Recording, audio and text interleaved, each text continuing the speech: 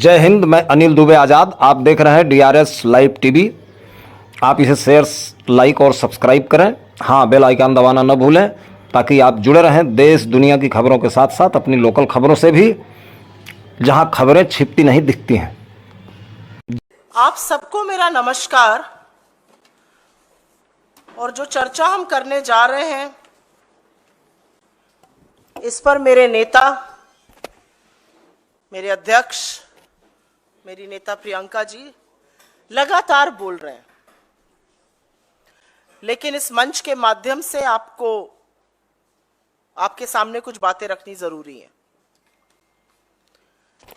चुनाव आया, लगा बड़े बड़े मुद्दों की बातें होंगी, लगा 10 साल में जो बेरोजगारी का भयावह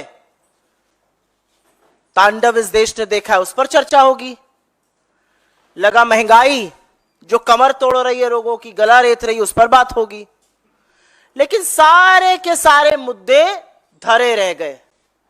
इस देश के प्रधानमंत्री ने फिर से वही स्क्रिप्ट उठाई जो 2002 से पढ़ रहे हैं। वो ध्रुवीकरण की, विभाजन की, डर की, संशय की। इस देश के चुने हुए प्रधानमंत्री को अपने ऊपर, अपनी सरकार के ऊपर, अपनी पार्टी के ऊपर इतना सा भरोसा नहीं है कि मुद्दों की बात करके चुनाव लड़ा जा सकता है। तो प्रधानमंत्री ने शुरू किया अपना घिसा पिटा काम, ध्रुवीकरण का, किसी को विलेन बनाना, डर फैलाना, संशय करना, भ्रम करना। और उनकी दो रुपल्ली की ट्रोल आर्मी ने, बीजेपी की फेक न्यूज फैक्ट्री ने फिर वही शुरू किया। बयान की काट छाट करो, इधर का उधर लगाओ, भ्रम फैलाओ। राहुल जी ने कहा दलित, राहुल जी ने कहा आदिवासी, राहुल जी ने कहा पिछड़े, राहुल जी ने कहा सामान्य वर्ग के गरीब, राहुल जी ने कहा माइनॉरिटी। सब कुछ हटा दो, सिर्फ माइनॉरिटी रहने दो। मतलब आदत से बात जब इंसान नहीं आता है तो उसको क्या कहा जाए, ये मुझसे बेहतर आप जानते हैं। जहां जाओ, लेकिन मैं भी असम के दौरे से आई हूं, उसके पहले मैं महाराष्ट्र में थी, उसके पहले छत्तीसगढ़ में थी। जहां जाओ मुद्दा तो बेरोजगारी और महंगाई है। ट्रेनों में, फ्लाइट में, बसों में, रेलवे स्टेशन पर, चाय की दुकानों पर चर्चा इस बात की है कि भैया महंगाई बहुत बढ़ा दी, हमारी गुजर नहीं हो रही है। और जब कांग्रेस पार्टी गरीब की बात करती है, जब कांग्रेस पार्टी हक की बात करती है, तो मोदी जी के पेट में दर्द क्यों होता है? आप मोदी जी की सारी बातें उठाकर देख लीजिए। और इसीलिए मैं मुख्यतः इस बात पर चर्चा करना चाहती हूं। मोदी जी को सबसे बड़ी समस्या हमारे मैनिफेस्टो से है। तो पहले तो मैं आपके माध्यम से वाकई में दिल से थैंक यू मोदी जी बोलूंगी। आपने हमारे खिलाफ दुष्प्रचार करके, झूठ बोल के, मनगढ़ंत कहानियां रच के हमारे मैनिफेस्टो को तो घर घर तक पहुंचा दिया। हर व्यक्ति हमारा मैनिफेस्टो पढ़ रहा है। अमेरिका में भी लोग पढ़ के कह रहे हैं वाह क्या गजब मैनिफेस्टो बनाया। यहां का युवा पढ़ रहा है। मैं टीवी पर देखती हूं, आपके जैसे पत्रकार जाके मूर्धन पत्रकार पूछ रहे हैं, लड़के लड़कियां बुजुर्ग कह रहे हैं हाँ कांग्रेस का मैनिफेस्टो पढ़ा, बहुत बढ़िया है, बहुत क्रांतिकारी है। तो थैंक यू मोदी जी तो बनता है, ना हल लगे ना फिटकरी, रंग चोखा भी आ जाए। हम अपना पैसा खर्च करके इसको इतना चर्चित नहीं कर सकते थे। तो बहुत बहुत हृदय की गहराइयों से धन्यवाद, साधुवाद, आपने हमारे मैनिफेस्टो को इतना चर्चित किया। लेकिन मुख्यतः उनको समस्या हमारे मैनिफेस्टो में जो जातिगत जनगणना है, जो गिनती की बात है, जो आर्थिक और सामाजिक गणना है, उसको लेकर चिंता है। क्यों पेट में दर्द हो रहा है? क्या गरीबों की बात करना गलत है? आज नरेंद्र मोदी, और मैं इस मंच से और पूरी जिम्मेदारी से पूछती हूं, आपको दिक्कत क्या है? क्या गरीबों की भलाई में आपको दिक्कत है? क्या दलित, आदिवासी, पिछड़े, सामान्य वर्ग के गरीबों का अगर भला हो जाए तो उसमें आपको दिक्कत है? और हम तो कुछ कह ही नहीं रहे। हम तो कह रहे एक्सरे कराइए, पता तो करिए कौन कितना है और किसका कितना प्रतिनिधित्व है, इसमें क्या दिक्कत है? लेकिन दिक्कत तो है, पेट में दर्द तो हो रहा है, मन में कौतूहल तो मचा हुआ है। क्योंकि इस देश का किसान 27 रुपए रोज का कमाएगा। इस देश की 20% आबादी 46 रुपए रोज पर गुजर बसर करेगी। लेकिन मोदी जी के मित्र तो 1600 करोड़ रुपए रोज के कमाएंगे। तो पेट में दर्द तो होना स्वाभाविक है। असलियत तो यह है कि नरेंद्र मोदी जी ने अपनी नाक के नीचे 10 साल के अपने शासनकाल में 2 हिंदुस्तान बनाए हैं, 2 भारत बनाए हैं, 2 देश बनाए हैं। एक देश जहां पर डबडबाई आंखों से सब्जी बेचने वाला कहता है मेरी गुजर नहीं हो रही है। एक देश जहां चकाचौंध है। एक देश जो मोदी वंदन करता है। एक दूसरा देश जब आप G20 करते हैं तो गरीबी छिपाने के लिए पर्दा डालना पड़ता है। एक देश जहां पर एक छोटी सी बच्ची कहती है मेरा रोने का बहुत मन होता है लेकिन मैं रो भी नहीं सकती हूं, घर पे छोटे छोटे भाई बहनों का क्या होगा। और एक देश जो आप पर फिदा है, जो आपका चरण वंदन करता है। क्या किया आपने गरीबों के साथ? आप बोलेंगे मैंने 5 किलो राशन दिया। तो जब ये 5 किलो राशन वाले लोग रोजगार की बात कर रहे हैं, आप अपना मुंह क्यों फेर रहे हैं? आप क्यों भाग खड़े हो रहे हैं? आप क्यों आंखें मूंद ले रहे हैं? क्या किया आपने इन गरीबों के लिए? इन्हीं गरीबों को आपने चिलचिलाती धूप में कोविड के दौरान पैदल चलवाया। इन्हीं गरीबों को आपने इंजेक्शन से लेके दवाई और फिर ऑक्सीजन तक दर दर भटकाया।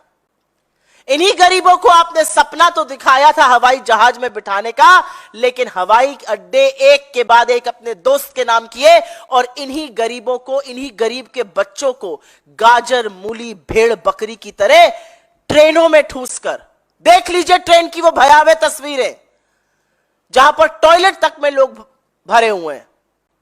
इन्हीं गरीबों को आपने किया। क्या किया आपने इन देश के गरीबों का? इन देश के गरीब लोगों का आपने हक मारा, आपने मोनोपोली बनाई, आपने छोटे छोटे बिजनेसेस बंद किए, 40,000 छोटे लघु मध्यम उद्योग बंद किए, आपने नोटबंदी करी। आपके मित्रों का तो पैसा सारा वापस आ गया आरबीआई में, लेकिन इन गरीबों को आपने लाइन में लगवाया, इन गरीबों की मौतें हुई। तो क्या किया आपने गरीबों के लिए? हम एक बात डंके की चोट पर कहते हैं, बिना संशय के कहते हैं, बिना डर के कहते हैं, पूरी नैतिकता, पूरी जिम्मेदारी से कहते हैं कि 2024 में वक्त आ गया है कि इस देश में जातिगत जनगणना, सामाजिक और आर्थिक जातिगत जनगणना होनी चाहिए, गिनती होनी चाहिए। हम तो आपसे पलटकर पूछते हैं किस बात से डरते हो, गिनती क्यों नहीं करते हो? मोदी जी इसी बात को तो उठाकर भय फैला रहे हैं, इसी बात को तो उठाकर कह रहे हैं कांग्रेस आपकी कार ले लेगी, कांग्रेस आपका सोना ले लेगी, कांग्रेस आपका पैसा ले लेगी, कांग्रेस आपकी संपत्ति ले लेगी। 1947 से अभी तक तो आप कांग्रेस को ही कोसते थे, हमारी ही सरकारें थी। आज तक तो ऐसा नहीं हुआ, आज तक तो किसी का पैसा नहीं लिया गया। असलियत यह है कि कांग्रेस के शासनकाल में लोग ज्यादा समृद्ध बने। कांग्रेस के शासनकाल में हमने 27 करोड़ लोगों को गरीबी की सीमा रेखा से निकाला। कांग्रेस के शासनकाल में बिजनेसेस ज्यादा बढ़े, मल्टीनेशनल कंपनीज बनी, हमारे डोमेस्टिक बिजनेसेस।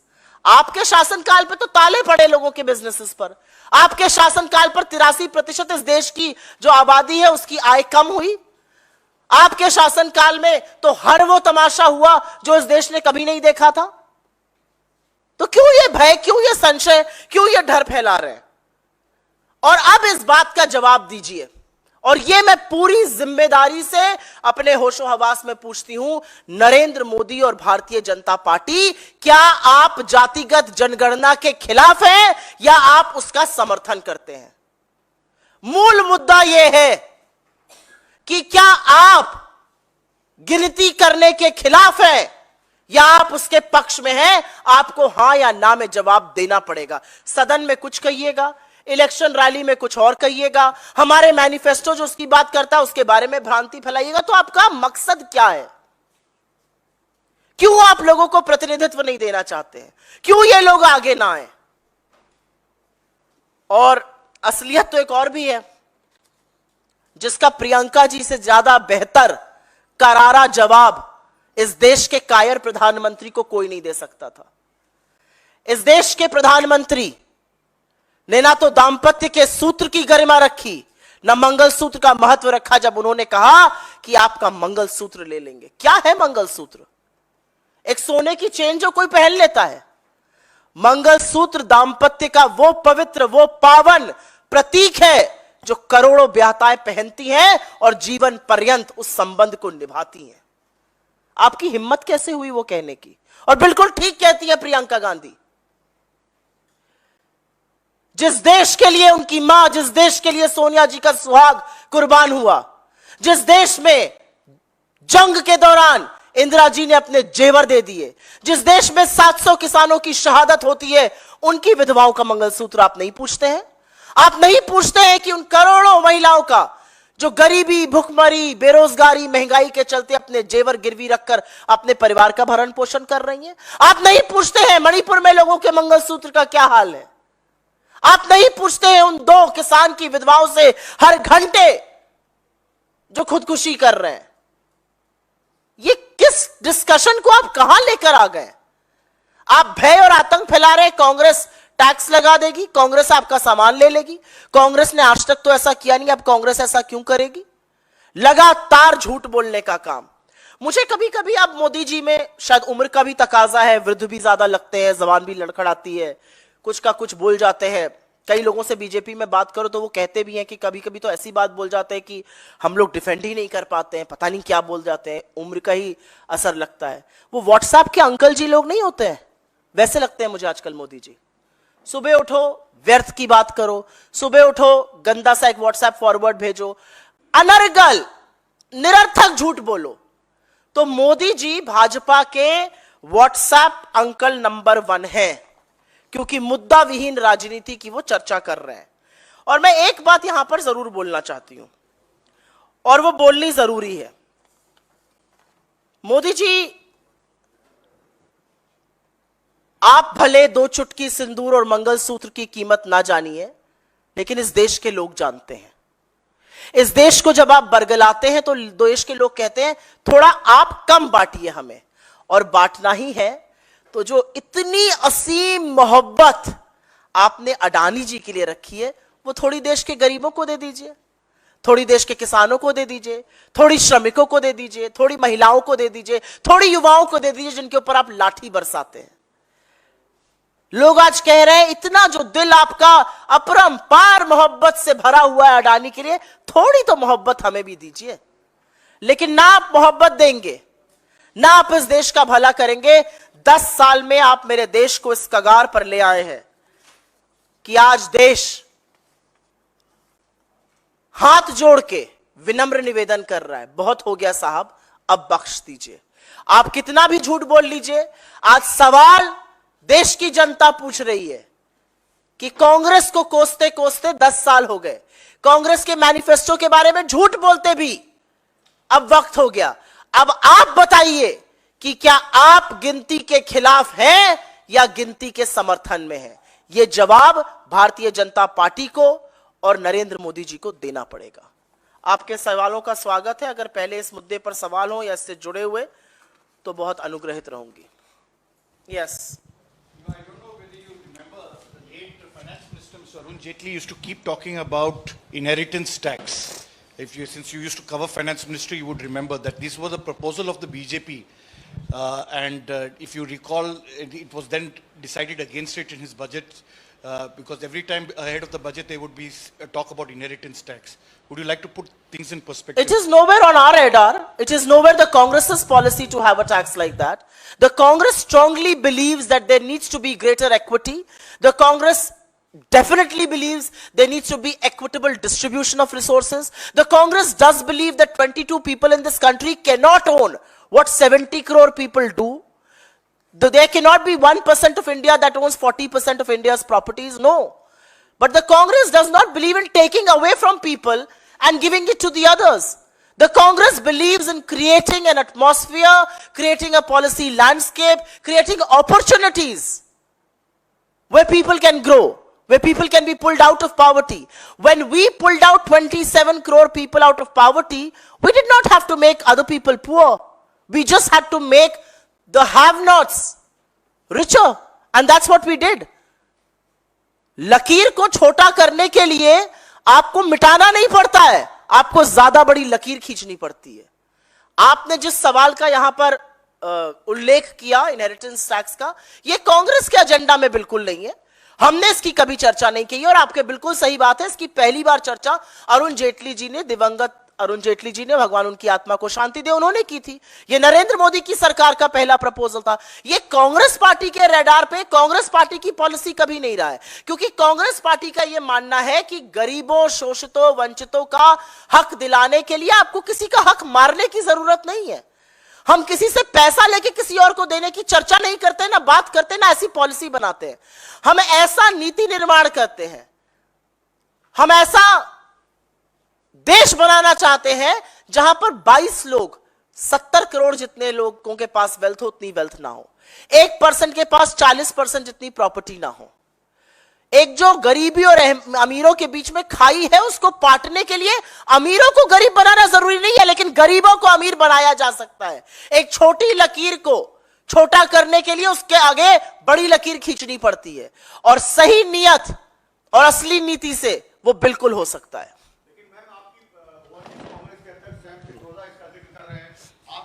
जिनको टिकट दिया है उदित राज, उन्होंने सैम पित्रोदा का समर्थन किया कि बिल्कुल ऐसा होना चाहिए हिंदुस्तान में। तो आपके सांसद के उम्मीदवार ऐसा कह रहे हैं। सैम पित्रोदा राहुल गांधी करीबी माने जाते हैं, ओवरसीज कांग्रेस के अध्यक्ष है, वो इसका जिक्र कर रहे हैं। तो बीजेपी, अब प्रधानमंत्री मोदी ने इस मुद्दे को उठा दिया है।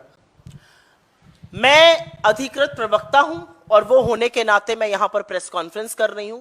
General secretary communication Shri Jairam Ramesh ji ने पहले ही इस पर ट्वीट किया है और कहा है कि सैम पित्रोदा जी बहुत आदरणीय हैं, बहुत लोगों के गुरु रहे हैं, बहुत लोगों को उन्होंने गाइड किया है, लेकिन उनकी इस बात से पार्टी की विचारधारा, पार्टी की नीतियों का कोई लेना देना नहीं है। हमारी एक मैनिफेस्टो कमेटी थी, हमारे उसमें प्रबल नेता लोग थे, उन लोगों ने मैनिफेस्टो बनाया, ऐसा इसमें कोई जिक्र नहीं है।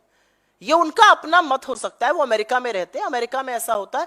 हमारी पार्टी का ऐसा कोई भी मत नहीं है, हमारी पार्टी की ऐसी कोई विचारधारा नहीं है। ये मैं बिल्कुल क्लियर कर देना चाहती हूं, कांग्रेस पार्टी की ऐसी कोई विचारधारा नहीं है। लेकिन नरेंद्र मोदी जब इस मुद्दे को उठाते हैं, नरेंद्र मोदी जब अपनी चुनावी सभाओं में पलक बिना झपकाए सफेद सपाट झूठ बोलते हैं, अपने पद की गरिमा को तो खैर वो बहुत पहले नीलाम कर चुके हैं, जब वो इस तरह की हरकतें करते हैं तो वो दिखाते हैं कि वो घबराए हुए हैं। वो दिखाते हैं कि पहले फेज के बाद डगमग डगमग होती सत्ता को देखकर मोदी जी का जी सकुचा रहा है, मोदी जी घबराए हुए हैं। तो मोदी जी इस तरह की बात करेंगे, उससे कोई फर्क नहीं पड़ता है। हम तो जो बात कह रहे हैं उस पर हाँ या ना बताएं मोदी जी। क्या इस देश के गरीबों के लिए नीतियां बननी चाहिए? क्या इस देश के गरीबों का सम्मान होना चाहिए? क्या इस देश के गरीबों की गरीबी खत्म होनी चाहिए? क्या इस देश में दलितों, आदिवासियों, पिछड़ों, सामान्य वर्ग के गरीबों की गिनती होनी चाहिए? हाँ या ना में इन सब बातों का जवाब दे दीजिए। इधर उधर की बात से क्या बरगलाना? आप बरगला तो रहे थे पिछले 72 घंटे से। एक 100 सुनार की, एक लोहार की हवा निकाल दी प्रियंका जी के एक बयान ने।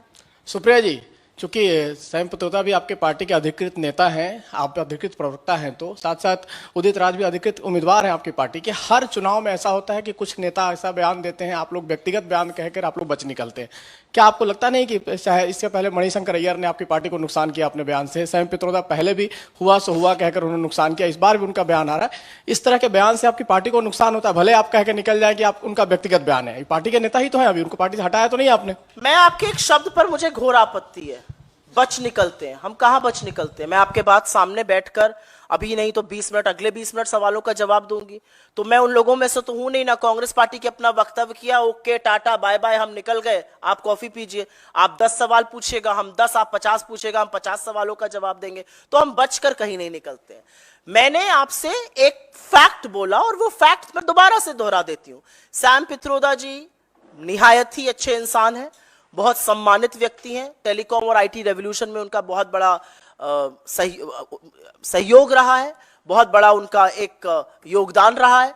लेकिन उन्होंने जो बात कही है ये अपने परिवेश में जहां पर वो रहते हैं उसके बारे में कही है। ये कांग्रेस पार्टी की विचारधारा नहीं है, ये कांग्रेस पार्टी की पॉलिसी नहीं है। और उन्होंने भी इसका खंडन किया है कि ये मेरा बयान है, ये मेरी विचारधारा है, ये मैंने यहां के रेफरेंस में दिया था, इसका कांग्रेस से कोई लेना देना नहीं है।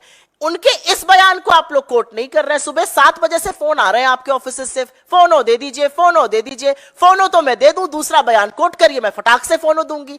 फोनो देंगे पहले बयान पर। जयराम रमेश जी ने बिल्कुल क्लियर कर दिया है कि कांग्रेस पार्टी की विचारधारा और कांग्रेस पार्टी की नीति ये नहीं है। तो फोनो लेने वाले तब फोनो लीजिए जब दूसरा बयान चला दीजिए। धन्यवाद। राज पर क्या कहेंगे? वो तो दिल्ली में ही रहते हैं, दिल्ली में ही चुनाव लड़ रहे आपने हैं, अपना कांग्रेस टिकट सवाल दिया। पूछते वक्त उनको सांसद कहा था, आपके मुंह में घी शक्कर सांसद का भगवान चुनाव करे। लड़ रहे हैं, नहीं, सांसद आपने पहले सांसद कहा था, सांसद का चुनाव लड़ रहे हैं कहा था। आप दोबारा सुन सकते हैं। आप एक बार सुनिएगा। तो आपके मुंह में घी शक्कर। मैं तो चाहती हूं कि हम अपनी सारी सीटें यहां पर जीते। भगवान करे, ईश्वर करे, यहां की जनता चाहे वो सांसद बने। मुझे ऐसा लगता है कि वो जिस समाज से आते हैं, उस समाज ने सदियों से इस देश में, सदियों से एक तबके के होने के नाते, एक विशेष वर्ग के होने के नाते वो त्रासदी झेली है जो हम और आप शायद समझ नहीं सकते हैं। तो उनकी बात का मैं सम्मान करती हूं, लेकिन ये अधिकृत पोजीशन नहीं है कांग्रेस पार्टी की। अगर मैं यहां पर बैठकर एक बयान दे रही हूं तो मेरे बयान को आपको चलाना पड़ेगा। आपकी नीयत क्या है और आप किसका बयान चलाइए, ये आपके ऊपर है। लेकिन अगर प्रेस कॉन्फ्रेंस करके मैं किसी चीज की या तो पुष्टि या खंडन या क्लैरिफिकेशन दे रही हूं, तो मुझे ऐसा लगता है कि पत्रकारिता ये कहती है कि मेरा वर्जन चलना चाहिए। Ma'am, this is Hariom from Jharkhand reporter. राजनीतिक विश्लेषकोों का ये कहना है कि कांग्रेस के मैनिफेस्टो में प्रोलितरेट और बुर्जुआ के प्रोलितरेट वर्सेस बुर्जुआ की झलक दिखती है। मेरा सवाल ये है कि क्या कांग्रेस पार्टी जो लेफ्ट की पॉलिसीज थी या लेफ्ट का वो होते थे उसको आगे बढ़ा रही है, उसके उस ढर्रे पे चल रही है? आपका क्या नाम है? हरिओम राय नाम है मेरा जी। हरिओम राय जी, ये जो राजनीतिक विश्लेषक है ना, इनसे रोज शाम को आमना सामना होता है। ये जो आरएसएस के चिंतक, राजनीतिक विश्लेषक, आरएसएस के चिंतक रक्षा विशेषज्ञ, आरएसएस के चिंतक आर्थिक मामलों के विशेषज्ञ बनकर अपनी टिप्पणी देते हैं, उनकी टिप्पणी पर तो मैं जवाब नहीं दूंगी। लेकिन मैं इस बात का जरूर उल्लेख करना चाहती हूं कि अगर इस देश के गरीबों का भला करना, अगर इस देश की 90% आबादी जिसका प्रतिनिधित्व नहीं है उसकी पैरवी करना, अगर इस देश में समानता लाना, अगर इस देश में अमीरों और गरीबों के बीच की खाई को पाटना, अगर एक लंबी लकीर खींचना राजनीति में, आप उसको किसी भी नाम से देना चाहिए दीजिए, हमें कोई आपत्ति नहीं, लेकिन हम वो करेंगे। असलियत यह है कि यह देश आज दो भागों में बटा हुआ है। पिछले 10 सालों में इतनी आर्थिक असमानता हुई है कि आज एक प्लाइटफुल सिचुएशन है, यह एक टिकिंग टाइम बॉम्ब है। और असलियत यह है कि 100 साल में सबसे ज्यादा असमानता आज भारत में है। तो हां, ऐसे भारत में अगर उस असमानता को खत्म करना है तो हम बिल्कुल खत्म करेंगे। क्या नरेंद्र मोदी इस असमानता को खत्म करने के खिलाफ है? यह सवाल राजनीतिक विशेषज्ञों को जरूर पूछना चाहिए। जी, इनको दीजिए आप माइक। जी, नीरज हूं, न्यूज 18 इंडिया से। आपने कहा कि प्रधानमंत्री बौखला गए, राहुल गांधी ने भी अब से थोड़ी देर पहले कहा कि वो बौखला गए। मेरा सवाल यह है कि पहले चरण का मतदान हुआ 102 सीटों पर। पिछली बार एनडीए और इंडिया अलायंस को लगभग बराबर सीटें आई थी, थोड़ा ऊपर नीचे था। क्या पहले फेज की वोटिंग से वो बीजेपी या प्रधानमंत्री मोदी घबराए हुए, आप ये कहना चाहती हैं? और आप लोग का आकलन क्या है 102 सीटों का?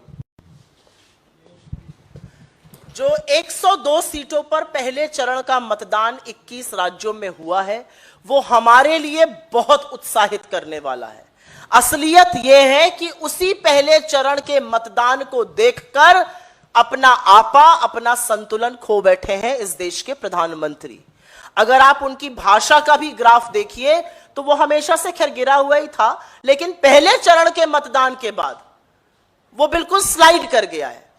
क्योंकि पहले चरण के मतदान के बाद जिन 102 सीटों पर हुआ है, भारतीय जनता पार्टी की सरकार किसी कीमत पर नहीं बन सकती है।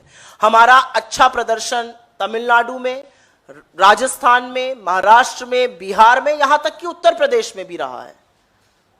असलियत यह है कि बीजेपी साउथ में साफ है और नॉर्थ में हाफ है, और यही भारतीय जनता पार्टी का ग्राफ है। और पहले चरण के मतदान ने बदलाव की वो आहट गुंजा दी है जिसको सुन के भारतीय जनता पार्टी के कान थोड़े फड़फड़ा रहे हैं। सुप्रिया जी, पहले चरण के मतदान के बाद जैसे कांग्रेस ने कहा प्रधानमंत्री तमाम सांप्रदायिक या राजनीतिक बयान दे रहे हैं, आप लोगों ने इसकी शिकायत चुनाव आयोग से भी की है। आपने कहा था अगर आयोग कार्रवाई नहीं करेगा तो हम कानूनी सलाह लेंगे, क्या कहना चाहेंगे? सॉरी, एक बार फिर से बोलिएगा। पहले चरण के मतदान पर जैसे प्रधानमंत्री के बयान आ रहे हैं, आप लोगों ने कहा यह सांप्रदायिक या मुझे ऐसा धार्मिक लगता बयान है है। कि आपके सवाल का जवाब बड़े हद तक दिल्ली यूनिवर्सिटी के एक पोस्टर ने दे दिया। दिल्ली यूनिवर्सिटी के कुछ छात्रों ने एक पोस्टर लगाया और उस पर उन्होंने दिवंगत इलेक्शन कमीशन ऑफ इंडिया के दिवंगत होने पर शोक जताया। मुझे ऐसा लगता है कि चुनाव आयोग एक निष्पक्ष संस्था है और निष्पक्ष चुनाव हो ये उनकी जिम्मेदारी है। उन निष्पक्ष चुनावों में यह भी जरूरी है कि भाषा की मर्यादा विपक्ष भी बनाए और प्रधानमंत्री भी बनाए। प्रधानमंत्री की भाषा को सुनकर विपक्ष तो स्तब्ध है ही, असलियत यह है कि उनकी पार्टी के भी कुछ लोग परेशान हो गए। उनको समझ में नहीं आ रहा है कि इस भाषा को कैसे डिफेंड किया जाए। प्रधानमंत्री ने जो समुदाय विशेषों की बात करी है, प्रधानमंत्री ने जो महिलाओं की बात करी, मैं एक विवाहित महिला हूं, यहां पर अनेक विवाहित महिलाएं बैठी हैं। किसी को अच्छा लगता है यह सुनकर कि आपका मंगलसूत्र कोई छीन लेगा? यहां यूसुफ बैठे हैं, आपको अच्छा लगा यह सुनकर कि आप घुसपैठियां हैं? क्या बात करते हैं प्रधानमंत्री? और उस पर चश्मा लगाकर चुनाव आयोग बिल्कुल चुप है। हे राम जी जगत बनाई नहीं, हमने कुछ देखा ही नहीं। नोटिस तो इशू कर दीजिए। कभी कभी एक वो मेहदी हसन साहब की एक गजल है कि भ्रम तो रहने दो निष्पक्षता का। आज देश ये पूछ रहा है, 10 महीने 11 महीने हो गए, पूरा विपक्ष टाइम मांग रहा है, वीवीपैट 100% आप वोटिंग उसकी करिए, काउंटिंग करिए। 11 महीने से निष्पक्ष चुनाव आयोग के पास वक्त नहीं है।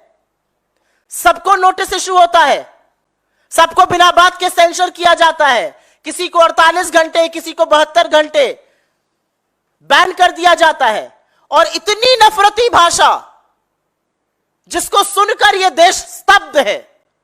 और मुझे शर्म आती है कि महात्मा गांधी के इस देश में एक ऐसा प्रधानमंत्री है जो खुलेआम नफरती भाषण दे रहे हैं।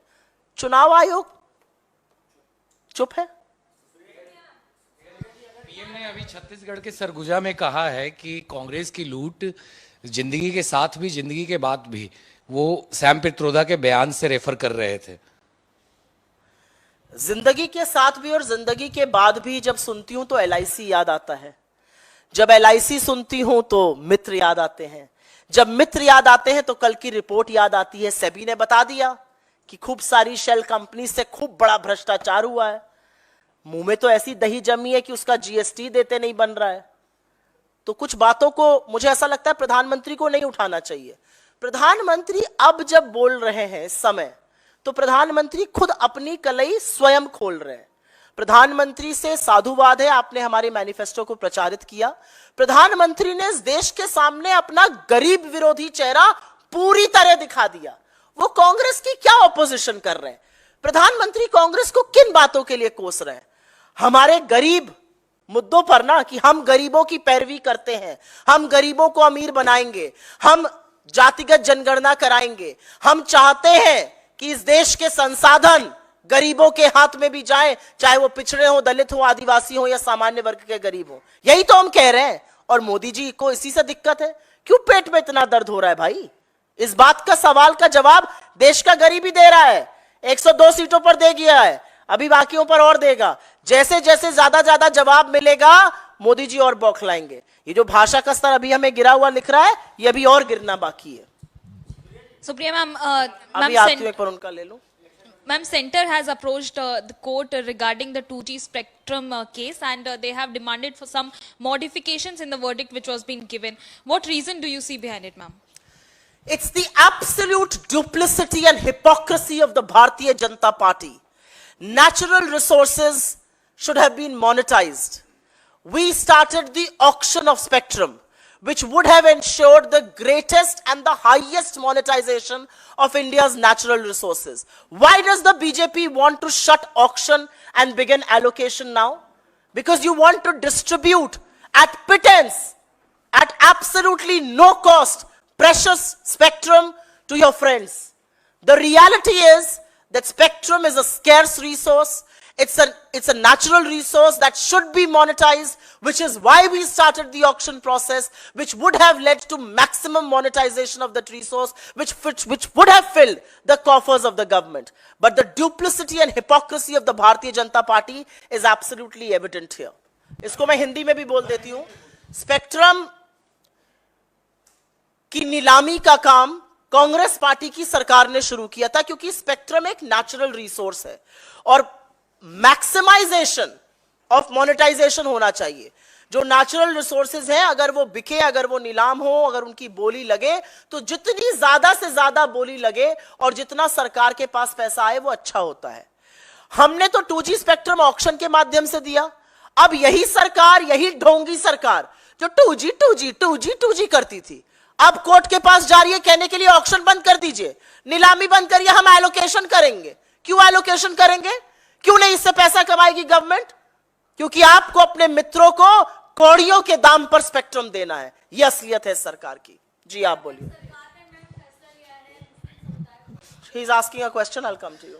अभी आपने जो इलेक्शन कमीशन के बारे में कहा, क्योंकि इलेक्शन कमीशन साफ दिख रहा है कि प्रधानमंत्री या बीजेपी से जुड़े नेताओं के खिलाफ कोई एक्शन नहीं ले रहा, नोटिस नहीं दे रहा है. नहीं, वो दिख रहा है. आपको लगता है? लेकिन एक दो बात ही नहीं. आप इससे वाकया रखते हैं? हाँ, मैं इससे इत्तेफाक रखता हूँ.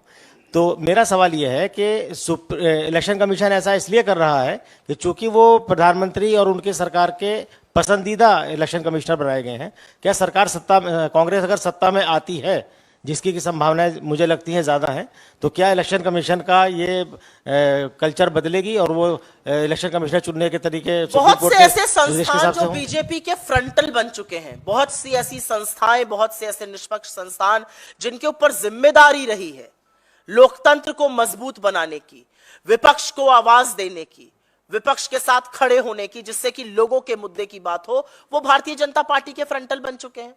आप इलेक्शन कमीशन की क्यों बात कर रहे हैं? आप ईडी को देख लीजिए, आप सीबीआई को देख लीजिए, आप इनकम टैक्स को देख लीजिए. किसके खिलाफ कार्रवाई होती है और कहां कहां कार्रवाई बंद हो जाती है? किस तरह से वसूली रैकेट चलाया जाता है इन संस्थाओं के माध्यम से? तो मुझे ऐसा लगता है हमारी सरकार बनेगी और इस पर गहन विचार होगा कि कैसे भारत के लोकतंत्र के साथ खिलवाड़ ना हो, यह जरूर सुनिश्चित किया जाएगा. यस. को पिछड़ा वर्ग में शामिल करने को लेकर उस पर राष्ट्रीय पिछड़ा वर्ग आयोग ने भी नाराजगी व्यक्त की है, उस पर क्या कहेंगे मैम? मेरा सबसे पहला यह कहना है कि इसमें भी भ्रम फैलाया जा रहा है. इसमें भी आपने जो मुझसे सवाल पूछा, यह आधा सच है और अर्ध सत्य पूरे झूठ से थोड़ा दिक्कत तलब होता है. सुप्रीम कोर्ट का फैसला आया था जब हमारी सरकार आई थी कि जो रिजर्वेशन है वो खत्म नहीं किया जा सकता है. मुझे ऐसा लगता है कि अगर पिछड़े वर्ग में उनको शामिल किया गया है तो जरूर इसके पीछे कोई नीतिगत सोच होगी और इसका ज्यादा बेटर एक्सप्लेनेशन, ज्यादा बेटर बयान हमारे वहां के मुख्यमंत्री दे सकते हैं. लेकिन कांग्रेस पार्टी न धर्म के आधार पर, न जाति के आधार पर कोई भेदभाव करती है, न हम इस देश को बांटते हैं. यह काम पूरी तरह से भारतीय जनता पार्टी के हिस्से का है, वो ऐसा करते हैं और ऐसे ही अर्धसत्य फैलाते हैं. Any other questions? कोई और सवाल? बहुत धन्यवाद आपका.